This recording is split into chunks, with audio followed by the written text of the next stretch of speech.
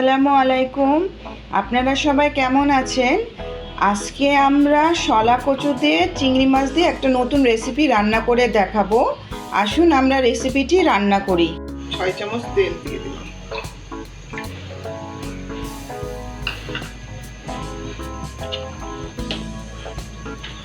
একটা তেজপাতা দিলাম, একটা দারুচিনি দিলাম, 2টা বড় পেঁয়াজ,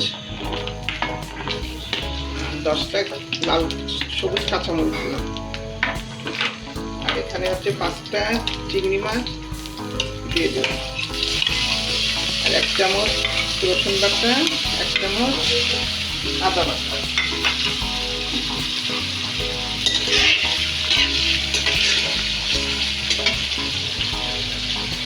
1/2 চামচ পাঁচফোড়ন দিলাম।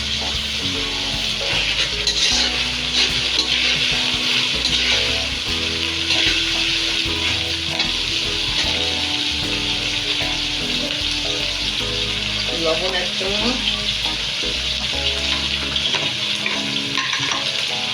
মরিচের গুঁড়ো 1 চামচ,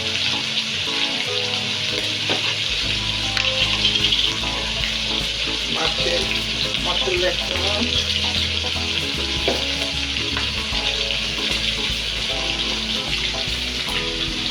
হলুদের গুঁড়ো 1 চামচ,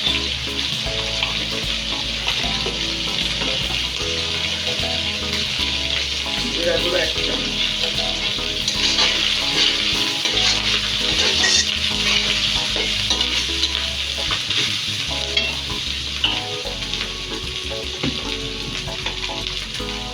ধনিয়া গুঁড়ো 1 চামচ।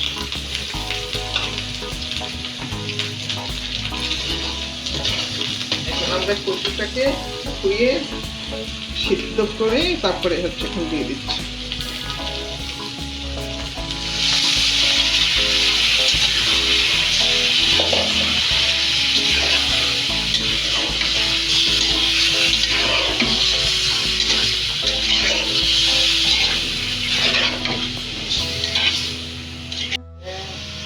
এখানে আমি 1 চামচ দুধ, 1 চামচ চিনি দিয়ে দিলাম।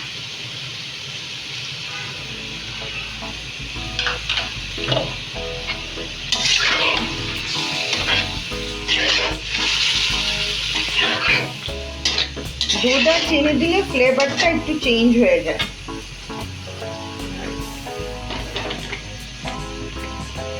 1 চামচ দারুচিনির গুঁড়া দিয়ে দিলাম।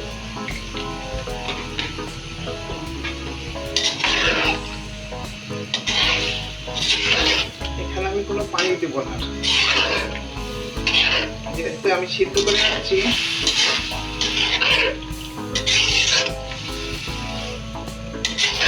কচুটাকে সিদ্ধ করে রাখছি, এখানে আর পানি দেবো না, এই পানিতে হয়ে যাবে।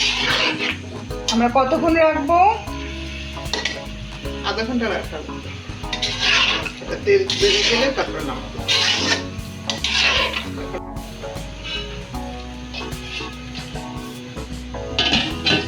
30 মিনিট পর আমরা ফিরে আসব। আমরা এখন দেখি কত।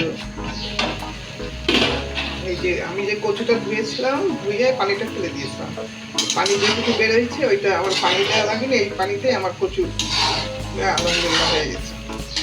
এখন একটু তেল বেড়ে গেলে আমি নামা দেবো। এই কচুটা আপনারা সবাই খাবেন, এটা অনেক উপকার, শরীরে রক্ত হয় কচুটা খেলে।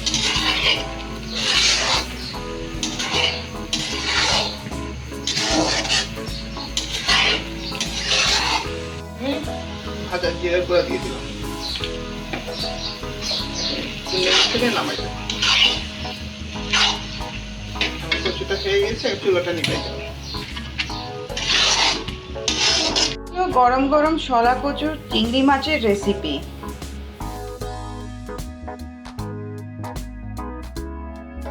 হ্যালো ভিউয়ার্স, আপনারা লাইক বাটনটি প্রেস করতে ভুলবেন না আর আমাদের চ্যানেলটিকে অবশ্যই সাবস্ক্রাইব করুন। নতুন নতুন রেসিপি দেখতে বেল আইকনটি প্রেস করতে ভুলবেন না। Thank you.